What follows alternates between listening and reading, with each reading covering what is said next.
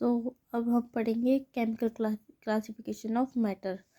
Matter की अगर हम केमिकल प्रॉपर्टीज़ देख कर बात करें तो वो दो टाइप्स में डिवाइड होता है, एक प्योर सब्सटेंस और एक मिक्सचर। प्योर सब्सटेंस के नाम में ही आपको पता लग रहा है कि ये प्योर है, ठीक है, ये मतलब एक सिंगल उसमें है। और मिक्सचर के नाम से पता लग रहा है ये मिक्सचर है, दो चीज़ों से मिल के बना हुआ है, ठीक है। प्योर सब्सटेंस क्या होता है? A matter containing only one kind of substance is called pure substance.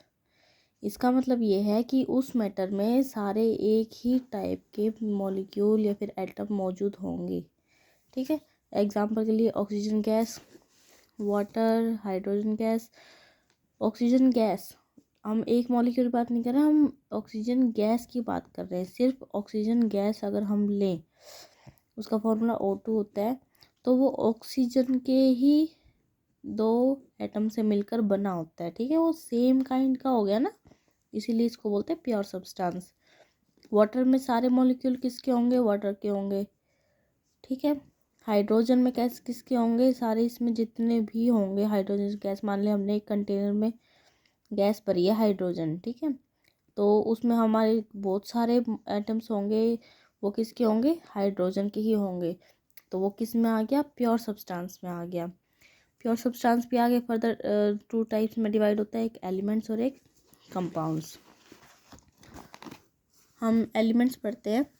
Elements क्या होते हैं? An element is a pure substance which contains only one kind of atoms. Elements वो सब्सटेंस होते हैं जिसमें सभी एटम्स क्या हो? एक ही टाइप के हों, ठीक है। जैसे अभी हमने एग्जांपल लिया था हाइड्रोजन गैस ले लो। अभी हमने यहाँ पे पढ़ा था कि अगर हम एक कंटेनर में हाइड्रोजन गैस को फिल करते हैं तो उसके अंदर जितने भी, मतलब एक कंटेनर के अंदर तो बहुत सारे एटम्स आ जाएंगे ना, बहुत सारे होंगे अलग अलग जगह पे, तो वो सारे कौन से हैं? सिर्फ हाइड्रोजन गैस के ही हैं, ठीक है। जितने भी मॉलिक्यूल्स हैं, जितने भी एटम्स हैं, वो क्या है? हाइड्रोजन गैस के हैं, तो सेम काइंड के हैं, इसलिए किस में आएगा? एलिमेंट्स में। एलिमेंट्स भी आगे तीन टाइप में डिवाइड होते हैं, मेटल्स, नॉन मेटल्स और मेटलॉइड्स, ठीक है।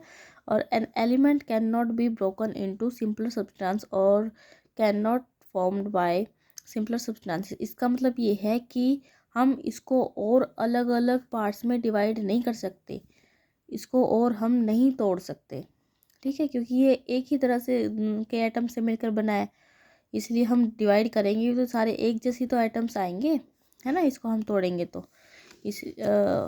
और फिर आगे पढ़ते हैं कंपाउंड, ठीक है। कंपाउंड क्या होता है? Compounds are the pure substance that contains more than one kind of element.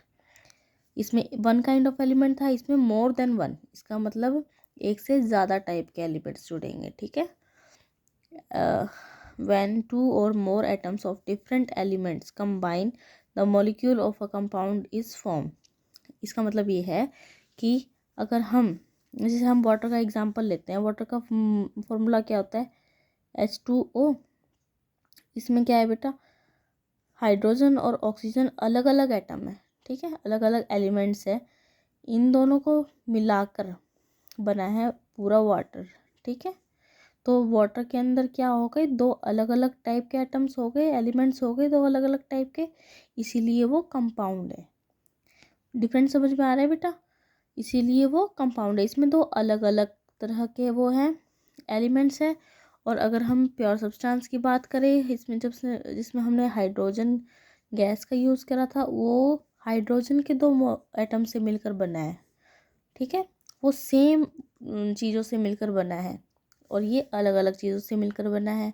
इसको अगर हम तोड़ेंगे, कंपाउंड्स को अगर हम और तोड़ेंगे, तो उसमें हमें दो अलग अलग चीज़ मिलेगी, एक तो मिलेगा हाइड्रोजन और एक मिलेगा ऑक्सीजन, ठीक है। तो ये डिफरेंस। और कंपाउंड भी आगे दो टाइप्स में डिवाइड होता है, एक ऑर्गेनिक कंपाउंड है, एक इनऑर्गेनिक कंपाउंड। ऑर्गेनिक कंपाउंड बेटा हाइड्रोकार्बन्स ही आते हैं इसमें सारे, बस एक चीज़ समझ लो आप, सिर्फ हाइड्रोकार्बन्स आते हैं। हाइड्रोकार्बन्स में आप नाम से समझ रहे हो हाइड्रोजन और कार्बन है, सिर्फ कार्बन और हाइड्रोजन से मिलकर बने हुए सब्सटेंसेस जितने भी है, एलिमेंट्स जितने भी है, वो सारे किस में आएंगे, ऑर्गेनिक कंपाउंड्स में। और उसके अलावा जितने भी है, जो कुछ भी है, वो किस में आएंगे, इनऑर्गेनिक कंपाउंड्स में।